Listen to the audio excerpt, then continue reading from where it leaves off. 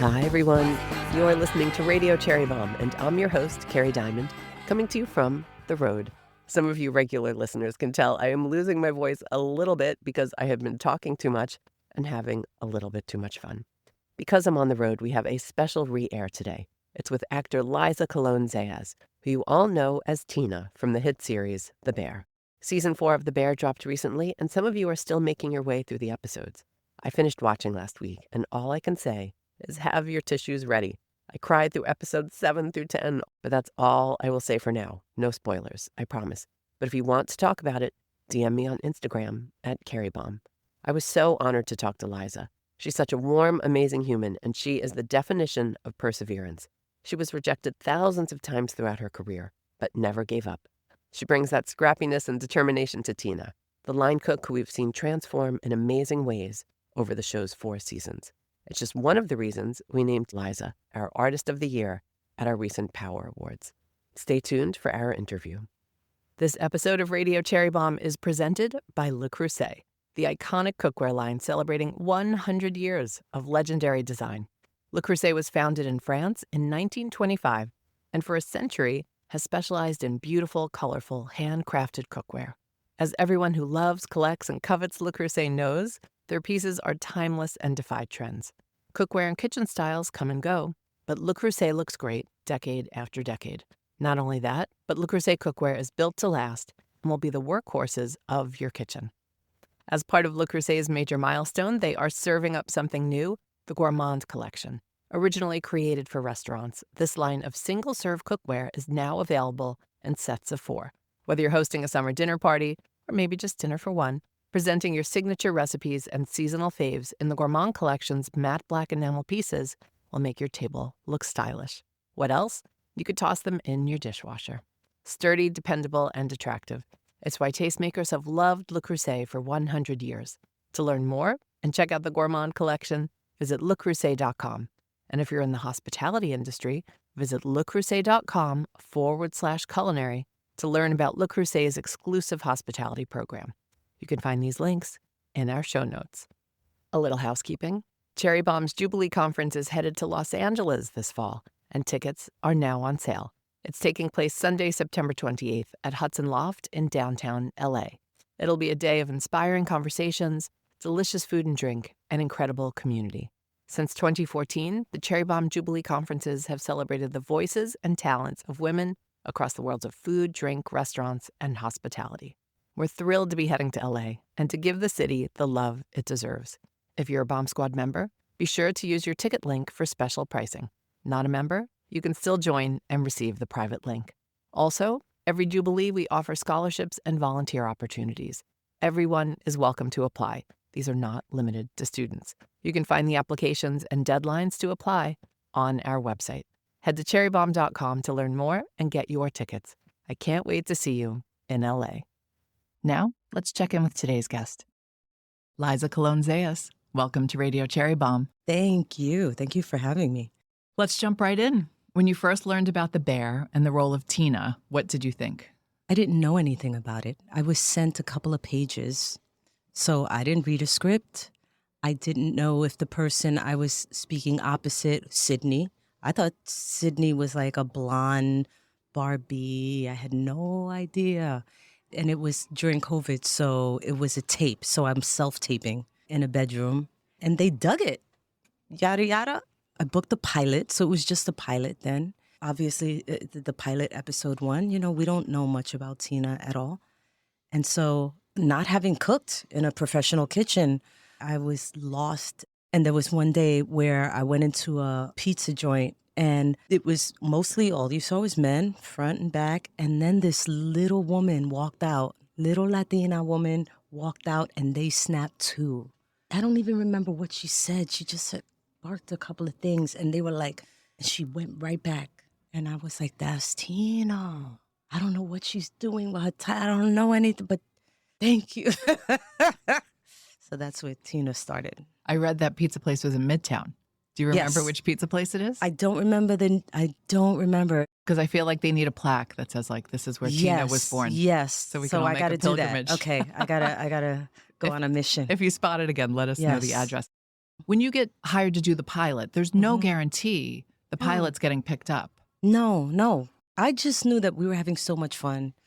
You know, a lot of the actors have theater background, and it was a great script. Chris, Dora, Joanna Gallo, they're just fun and open. And that permeates the whole set, the crew, the cast, and we just had fun. So you had a sense it would be picked up. I didn't get a sense. I thought this is when I saw it edited, I didn't realize how dark and stressful it would be, because we're going through it, and then it's like cut and we're cracking up, we're laughing. It doesn't feel heavy until it does, but it doesn't, for the most part, this is the pilot. So I didn't know, and then we saw the rough cut. He sent us a rough cut a couple months later, and my husband, who's an actor, David Zayas from Dexter, and was a retired cop, we're watching it, and at the end, he was like, "Yo, this was really good, but it stressed me out." That was his response. He has seen some things, but I thought, okay, it's so specific. It's not going to have a wide reach. It's great, but it's shocking. So who was Tina to you in the beginning? Did you develop a backstory for her? I try to avoid that. I trust that, there was very little information given, because I feel like they wanted to see how I rolled and distill that. And I was like, let me just play what's on the page. Of course, there's got to be a deeper familiarity. And I think I had that because she's kind of a Frankenstein of the women in my life. I drew from that. I just didn't want to, I didn't want to paint myself into a corner. We're pushing it. And I learned to just trust them. They know what they're doing. Right, because she evolved so much over the 2 seasons. She does. And, I cannot take credit for that. I feel like Chris and Joanna, Renee, those writers, they are profound and special, and they paid attention, and they pulled things out of me that I didn't know I had in me. I don't sing. I sing in the shower, and they pushed me in that scene to, all right, I don't want to give anything away. Oh, that's okay. But, the karaoke scene. Yeah. I'm shocked to learn you don't sing. No. You had such a beautiful voice in that scene. Thank you. It worked. Now my strategy worked. Well, you're an actor. So. I'm an actor, and so I was really freaked out. And Chris said that it's not about the perfection of it. It's about the vulnerability, and that's symbolizing the risk taking. So he pulled. I'm like, okay, I got to sing this song. I remember this song, but why this song? And they knew what they were doing.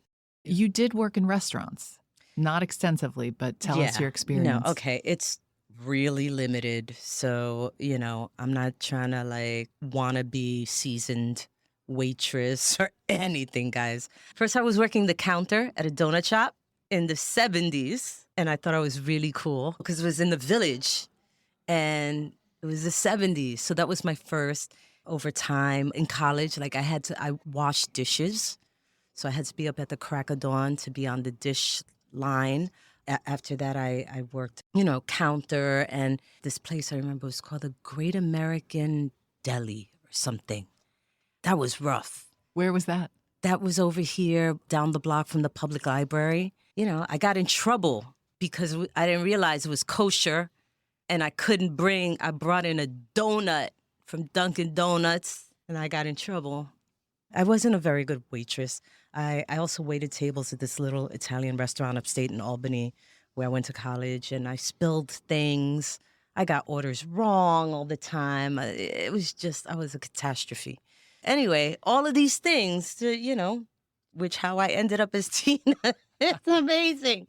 But I am familiar with trying to survive, struggling to get things right and learn. And so I think that's what Tina's trying to do, right? She's rough around the edges, and I understand trying to go to the next level. We'll be right back. Today's episode of Radio Cherry Bombe is presented by Square. We know so many of you are out there making culinary magic happen, running restaurants, bars, bakeries, and coffee shops. You're juggling staffing and sourcing while dreaming big. New locations, must-have menu items, and more customers. We see your hustle, and so does Square. the point-of-sale technology that helps you manage everything, all from one place, from payments to staff, customers, and insights. A little bit about Square. 15 years ago, not all businesses could accept credit cards. Hard to believe, but true. Square set out to change that, inventing the first mobile card reader of its kind. This allowed businesses to take payments anywhere and keep thriving. Square's tools unlocked countless opportunities for small businesses. Today, Square is helping more than 7 million businesses save time and be more efficient. Their tools are like having a tech-savvy sous chef for your business, one that helps automate emails and text to customers, run sales reports, and create loyalty programs. Just in time for summer dining, Square has a new lightweight point-of-sale device that literally fits in your pocket. Called Square Handheld, it lets you take tableside orders, process payments, and manage inventory. When your restaurant is on your mind, which is probably all the time, think big and stress less with Square. Go to square.com/big to see how Square can help you. The link is in our show notes. I want to thank everyone who joined us in Hudson Valley, New York, at Wildflower Farms for our Summer Tastemaker Tour, presented by the Visa Dining Collection by Open Table and Visa. We had a great lunch and panel discussion at the beautiful Wildflower Farms and caught up with some of our favorite food folks. It was a beautiful day of food, nature, and community. The final stop on our Summer Tastemaker Tour, brought to you by the Visa Dining Collection by Open Table and Visa, is Nashville, Tennessee. Join us on Friday, August 15th at the beautiful Frist Art Museum for an unforgettable evening of food, culture, and music.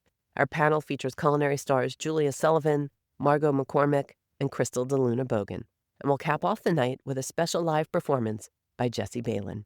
It's going to be a perfect Nashville summer night. Access is available for those with eligible Visa credit cards. Terms and conditions apply. See all of the details at cherrybomb.com and head to Open Table to buy a ticket. We can't wait to see you in Nashville. You said she's a mix of a lot of women in your life over the years, and you so kindly wrote about your grandmother for us, and we'll talk a little bit about her in the holidays. But as soon as you said that, I was like, oh, Tina reminds me a little bit of her grandmother, because you, in the story, said everyone called your grandmother the general. Well, thankfully we, the grandchildren, didn't get to have to see that side, but we felt it with our uncles and my dad. She ran a tight ship, and she came to this country in 1919 by boat. Back then, Puerto Ricans, they would land in Brooklyn, and then she ended up in Chelsea and working factories, and she had 8 children. I don't know how she did it. It was a railroad apartment. There would be just endless amount of relatives rolling through all day. And somehow she would just open that little tiny stove, just slice person by person, the lechon, the pernil, the roast pork shoulder. And she would, for every person, she would just slice one plate at a time, serve one plate at a time, where I'm like, restaurant, I gotta put all the silverware down. And I lose my mind. And she just was like, boom, planted, and everything was amazing. And so it's a little bit of her and my other grandmother, who I didn't get to talk to you about. I didn't like food. Now I like food too much. But when I was a kid, it was really hard to get me to eat. And she would just, I don't know, it felt like within minutes she would roll out dough and get me to eat like all kind of incredible empanadas, that she would just roll the dough and fry things up. And farina wasn't the farina we knew here. It's like, it's a mixture of like with egg yolk and brown sugar and vanilla, and just, it's incredible. And she just figured out ways between the two of them to get me to eat, which I didn't want to eat. And that's how the women showed their love.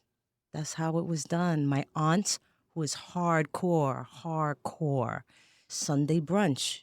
And it wasn't called brunch. It was just like you come over on Sunday and you eat. It was fried pork chops and these frittatas with avocado and and tostones.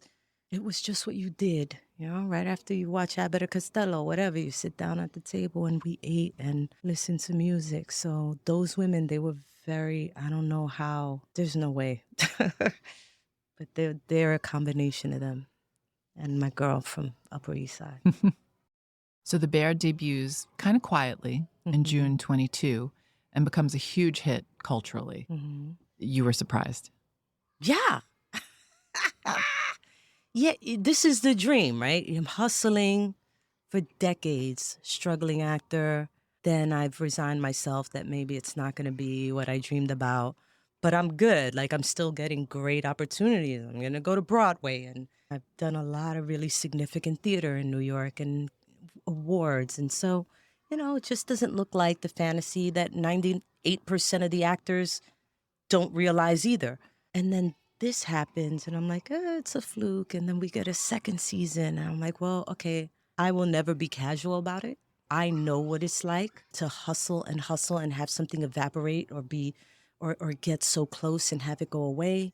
But it's the dream to not only have all of those things align, like great writing, great cast, great direct. Like, no one is a jackass. There's nobody that I'm like, oh, I hope this one.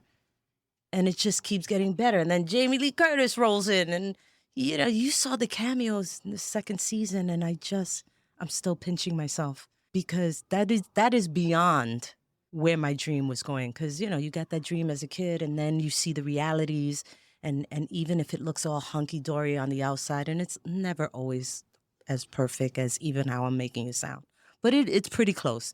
There's always somebody or something that just has to ruin a good time. And so far, that's not been the situation. And I'm always waiting for the other shoe to drop, but it hasn't happened yet. So this is beyond your expectations. I'm happy to hear that. Thank you. And I know this is the question everyone wants you to have an answer for, Mm-hmm. but why do you think the show has resonated the way it has? Because it's true to a lived experience. I don't think it's about anything about it is trying to find a cheap, easy way to manipulate the audience emotionally. It's about the truth and humanizing these people. So you're going to get it all if they adhere. And I think they are. It's so interesting that folks in the hospitality world love it to the extent that they do Mm-hmm. because it rings so true. Mm-hmm. But then folks who've never worked in hospitality Mm-hmm. love this show. Mm-hmm. Mm-hmm. People approach me, whether it's, a 20-something Latino who's like, oh man, you're my mom. You're just like my mom. I love Tina. What I never expect to hear is I love Tina because she's such a hard ass. I guess as long as people continue to respect the authenticity and the culinary craft. Let's go a little deeper with Tina because, you can't help but just actively be rooting for Tina every second of the show. Aside from like that young woman you referenced, like what is everyone responding to with Tina? What I'm hearing a lot is the most basic way is the shift in the camaraderie with her and Sydney. They love that. And I think, yeah, of course, like having camaraderie between women instead of always having to be competition. Tina's emotional reaction to a dream. I relate to that. It's like I said, I had given up on, I'm reaching this level.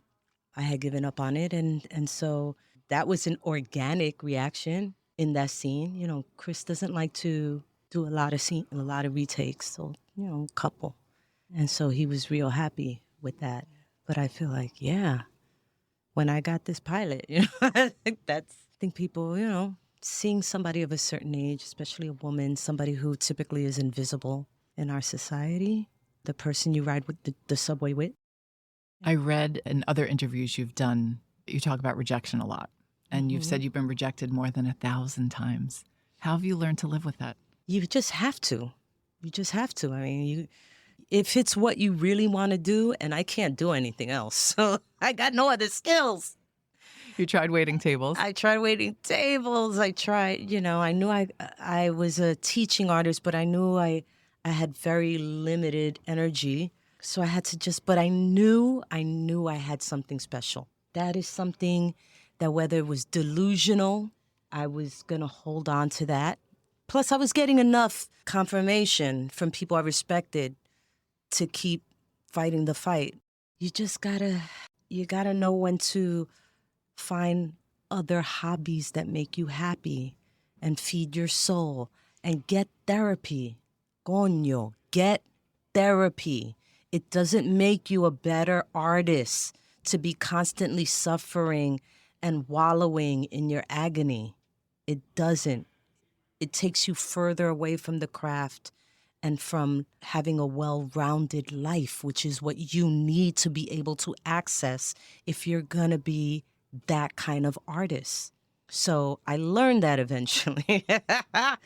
And I'm not saying I didn't do that for a long way. Many pity parties, many. You can't believe that you only get one shot. No, you don't. It's a great song, but it's not the truth. There will be other things, and you'll grow and you'll get older, and we don't come with an expiration date, although that's what they make you think. You get better, and you got to get better at believing in yourself, and you got to get better at taking care of yourself and finding other things that bring you joy, because even if it's not directly related to the industry, it will be. I mean, you kind of answered my next question. You've been very honest about the racism and the sexism and the ageism that you've had to endure in the industry. And I was going to say, how have you dealt with that? But I think you just gave the answer. I think it's, it's changing. I was told that we have reached parity in theater. I mean, I don't have We're going to talk all about your theater career. Yeah, I mean, so I'm saying, things, yes, we have a long way to go. But I feel for me, it's still part of the same thing. We have to deprogram ourselves from being inferior. And that's the thing about systemic racism and misogyny, is that it's brilliant. It's set up to last generations. And so millennia. Learning, yeah. You know what I mean? So yeah, if you're feeling like you're not beautiful enough or interesting enough or anything enough, learn your history. Learn who you come from. You don't know it, not because we didn't build this country and this world. It's because there is active erasure of our power. Learn about it. That's what I felt like. Oh, sisters, learn your history. If you want to know the history of this country, what was it Toni Morrison said? You don't know the history of this country unless you know the stories of Black and brown women. So learn it and, stand in your power. I read that you only got your first recurring TV role in 2019. Is that true? Well, I had In Treatment, yes, that was the longer ongoing recurring. Before that, on Law and Order Special Victims Unit, it was 2 episodes. Okay. The same character and then a follow-up. So I guess technically that was my recurring. Yeah, but it took that long. That long. Does that just go back to the systemic problems with the industry, or because you were in theater? Or? I think it's a combination of a lot of things.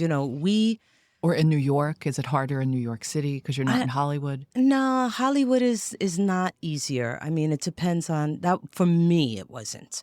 I feel like because there is a respect for theater here, then there is a wider scope of humanity. And so the casting people see that. Art is a tricky thing. When it clicks together and it's the right actor to play that person, you can't quite put it into words. It will change. Diversity will change depending on whose stories we want to tell and how diverse those are. But, when it doesn't click, it just doesn't click. And we can't take that personally. You have to, maybe you can, but for what? Why punish yourself? You just got to trust that the right thing will find you. And how nice that you did get a recurring role in something that is art. Yes. Yeah. I mean, there are lots of fun, silly shows, but you're making art. Yeah. I loved In Treatment before I was on it. I would watch it. I watched all 3 seasons repeatedly. I watched episodes repeatedly because it felt like I was like, you have 2 people in a room. There's no special effects. This is theater and it's wow. So I used to watch and study. And then to have booked it, it just feels like you got to believe. You got to believe that there's a little magic sometimes.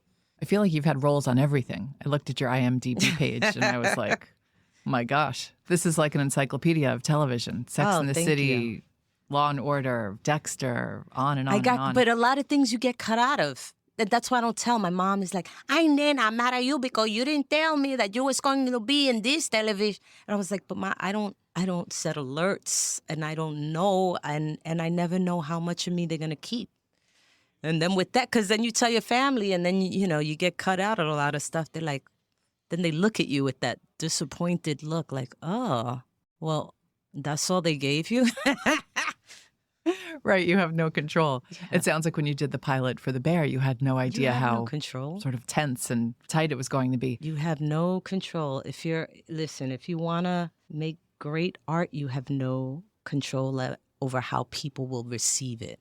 Somebody was talking to me recently, and they sounded mad about people who constantly end up doing things to get awards. And I'm like, you got no control. You have no control over who wants to give you a freaking award. You don't pick oh yeah, I'm going to get this because then I'm going to. It doesn't work that way. You're lucky you're getting something. You've had an incredible theater career, lots of Thank you. awards. Speaking of those awards, tell us about Labyrinth, because Labyrinth Theater Company has been a big part of your career here in New York. Yeah. So in 1992, you had to go out and buy a newspaper called Backstage if you didn't have an agent, and it would list open calls. And I saw an article that said, excellent Latino actors wanted. And I wasn't sure but I was going to go. And so I had to prepare, whatever, get your monologue together, and then callbacks, which meant doing a 2-person scene, and then you get feedback, and then you got to come back and see how you took those notes. So it wasn't an easy get-in at that time. And so it was born. Labyrinth stood for LAB, which meant Latino Actors Base at that time, because there was a show on Broadway, Death and the Maiden, that was cast, and there was no Latinos, and they said, because we couldn't find any. Shocking. In New York City. So in protest, John Ortiz and Gary Perez were like, we're going to start our own thing. And they talked to Max Ferra, who ran Intar, and he had Intar 2, which was basically a rehearsal space in an abandoned theater. And we would meet there weekly to just work on whatever we wanted to work on.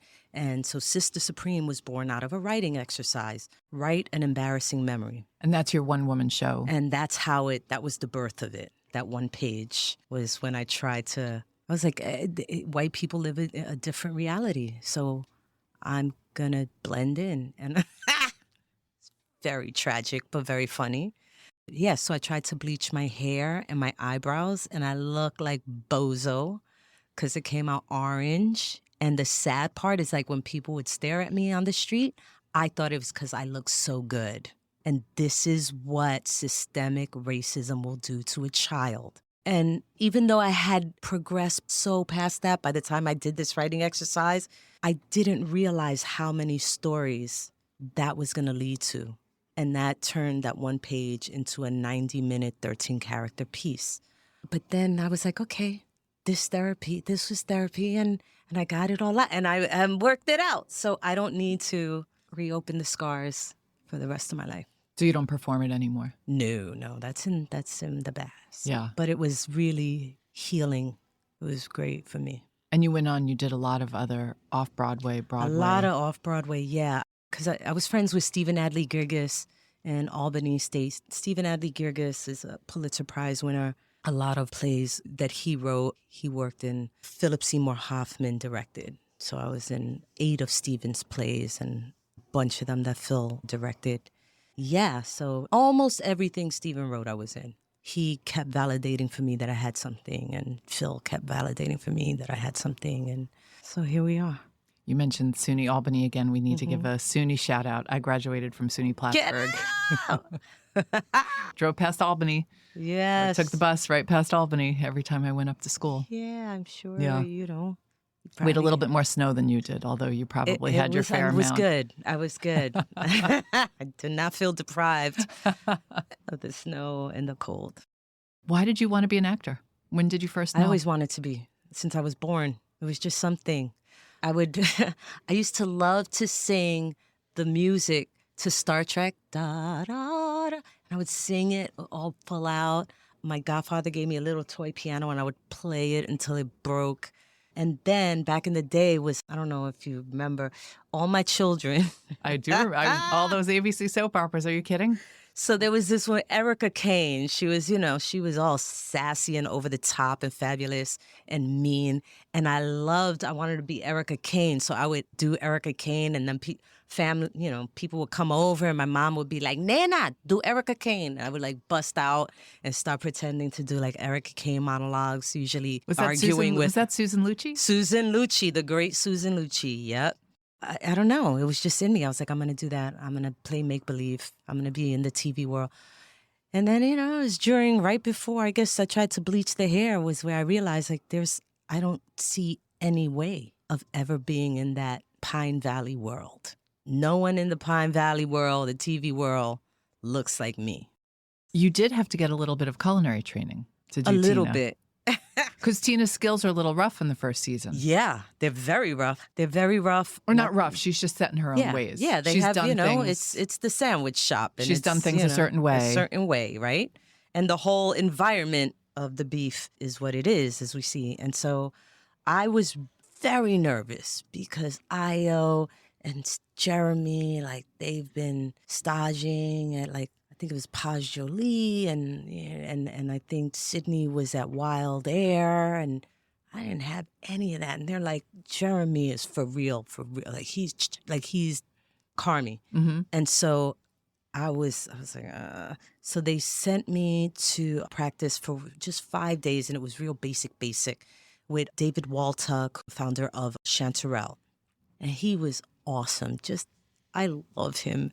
But the first day I cut up my fingers. On your stage or on set? On my first day of culinary class with David. I had no idea how sharp these knives are, that they were so sharp I didn't feel myself getting sliced. I wish I had sent you the picture of my hands covered in Band-Aids. And then I was embarrassed, so I'm trying to hide it. And he's like, notices, he's like, yeah, maybe it's good you don't get blood all over the potatoes. Throw it in the trash. Oh no! Yeah, oh no! A lot of potatoes. Yeah, so you that don't. Was 5 days. I just noticed you don't have those scars that all the chefs have. Yeah, I had a few burns. I recently lost the tip right here. Recently, trying to be cute in front of my husband. I'm like, yeah. So ta ta ta ta. He's like, no. Oh, yeah, it was this one. It was this one. Cha cha cha. Did you have to go to the hospital? No, thankfully it was like it was more nail than actual flesh. So I just wrapped it up real good. And he's like, honey, be careful. I'm like, oh, no, I'm good. Shh. No emergency room. You're a kitchen badass now. So then it grew back. Put a Band-Aid on. Put a glove on. Yeah, I was nervous because I think we had to go to an award show. And I was like, how am I going to glue this fake nail? Oh, no. Over my piece oh, no. But season 2, you go to culinary school. So you've got to get your skills a little sharper. Yeah. Did you go for a second round of training? I didn't get to go to school, actually. But Courtney Storer, spent a lot of time with me in my kitchen, and she's just the best. We mostly, we focused on making stocks and filleting fish. There was a lot of brands, filleting. A lot of brands, filleting. She's the best. I love her. She is our culinary consultant and Chris Stoer's sister, and she's phenomenal. Courtney's amazing. Love you, Courtney. She's been on the show a few times. Love her. Would you like to go stage in a fancy kitchen one day? I did a few days, but I was just allowed to stand wedged between the nook at a Contra, which is not just recently closed. And I didn't want to. I'm like, this choreography right here, because it's such a tiny little kitchen. I was like, I would be a catastrophe and get in the way. So let me just watch it. And I would spend hours each day just watch. They let me clean herbs. And that's good. I was good. I was like, you start like forks. You got to start. You start where you start. So that's what I did. And it was just, I learned so much. I feel that I learned what was equally as important, not as much, but what was really important was for me to witness the choreography and how they move around each other just instinctually with the slightest in such a small space. And watching how food is inspected before and how many folks come in to inspect each section of what is supposed to go on that plate. And the servers, these multi-talented servers and their extensive knowledge of everything on that plate, where it came from, the quality of the ingredients. I feel like even though I might disappoint you with my food, it was thrilling for me.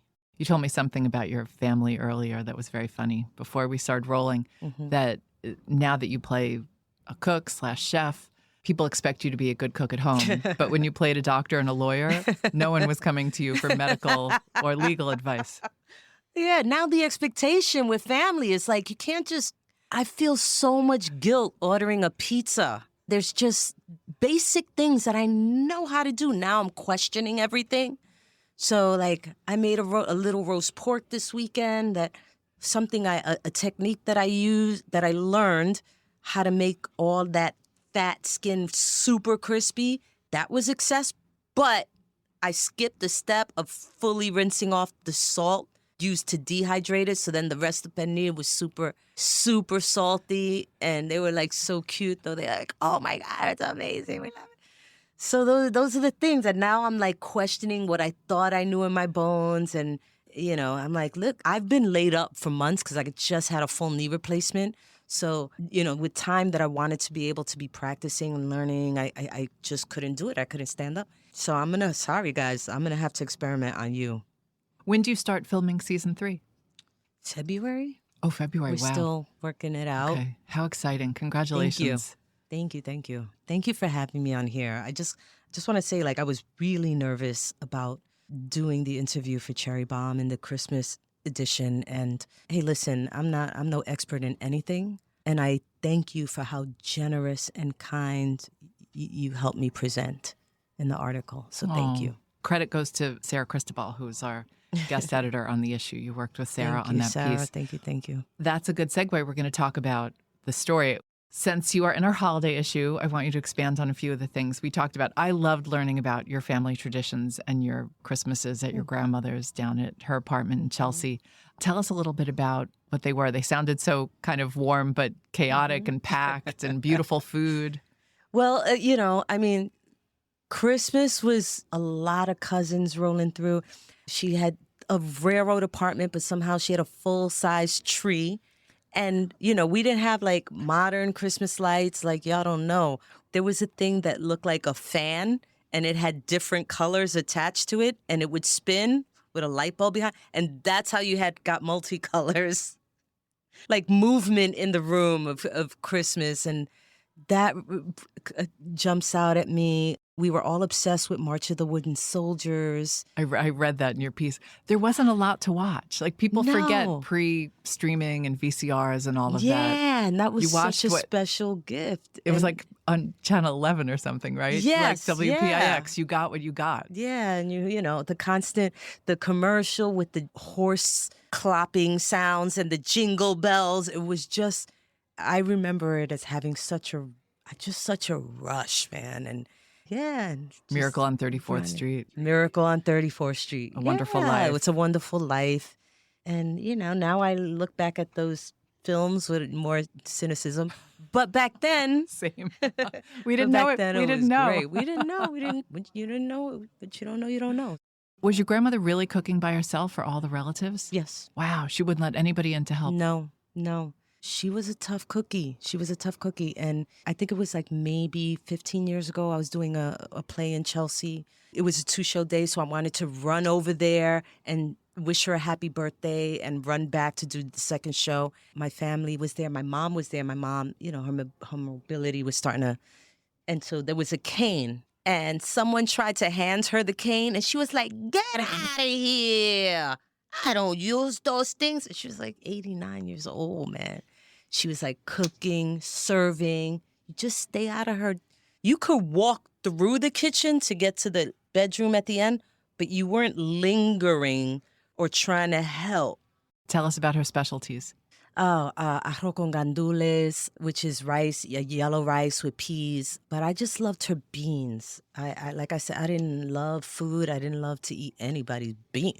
But grandma's beans, she would make from scratch, and she never used any powdered stuff. All the ingredients were fresh, and she'd have the motor, the pilon, and that's how I remember her with that. And then she would make everything. I saw a video of, I forget what you were making, where you may be making a sofrito, and you smelled it, and your whole face lit up. Oh, yeah. And you know why else it lit up? Was because I used the sweet peppers and didn't realize there were some hot peppers. And we don't use jalapenos really in the Caribbean, like at least when I was coming up. That's that's Mexican. And so they looked similar, so I chopped them, and it was like, it was good, but it was extra. So that also explained. But yeah, it was a great, fun time doing that.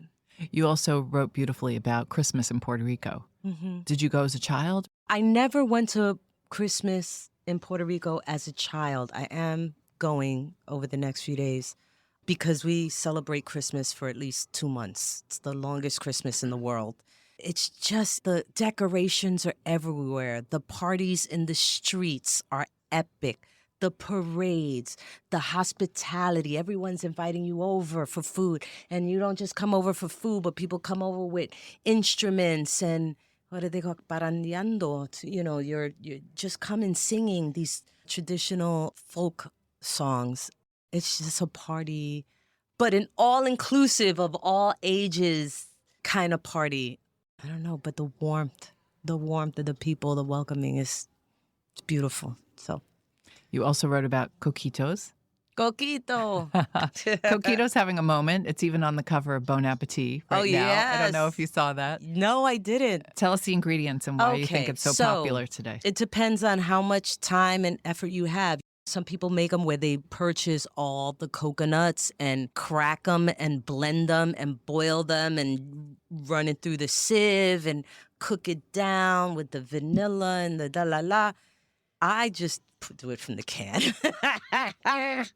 I just do. Listen, there's different, there's the sweetened condensed milk, the evaporated milk, and, I love a ton of Bacardi because there's so much sugar in those other ingredients. So I'm like, unless there's real heat, I don't need the extra sugar. I just get grouchy. Yeah, the cinnamon and nutmeg and this and the vanilla, get the eso. Everybody has their own. Some people add raw eggs, some people don't. Everybody has their own variation and claims that they're the masters. It's delicious. Like, I'm sorry, eggnog. I'm sorry. And you want it. I was getting to a point where I'm like, I would make big batches of it and then like, oh, I got so much extra though. And I'm having a nightcap and then it's creamer for the coffee the next day. Oh, that's a fun. Yeah. Oh, yeah. Okay. I'm thinking my family's think Irish Bailey's coffee. in the yeah, no, honey. That's a fun variation on that. Okay. And we have a really nice coquito recipe in the issue from Tony Tipton Martin, who's amazing. Yes, I saw it. It's in the page after. Yeah. So if you have that issue, Yes, check it out. What do you think Tina does for the holidays? I think she spends it with her neighborhood, with maybe the doña on the upstairs. Does she cook or does she get a break? I think she cooks, and I think she keeps it just with the 1 or 2 other orphans in the building. All right, we usually do a speed round. I'm going to spare you the speed round since we went over a little bit. Do you have a favorite holiday song? No, it's too many. I love the old stuff, so I can't pick. Hark the Herald Angels, the Peanuts. I listen still to the Peanuts. Vince Garibaldi album. Oh, it's a beautiful one. Okay, so I'll ask you our last question. We always ask everybody this. If you had to be trapped on a desert island with one food celebrity, who would it be and why? It'd have to be if I can. I'm sorry, it's my fantasy, so I'm going to say it'd have to be Anthony Bourdain. Why Anthony? He was such a badass rock star humanitarian. Funny. Yeah, I think he's our number one answer. Absolutely. For a good reason. Well, Liza, honestly, you made my year. Oh, man. The bear is so important to me and so important to our community. Thank you. You made my 2023 also. Gracias. That's it for today's show. If you love the bear, be sure to check out our past interviews with the show's culinary producer, Courtney Storer, and star Jeremy Allen White. Our theme song is by the band Tra La La.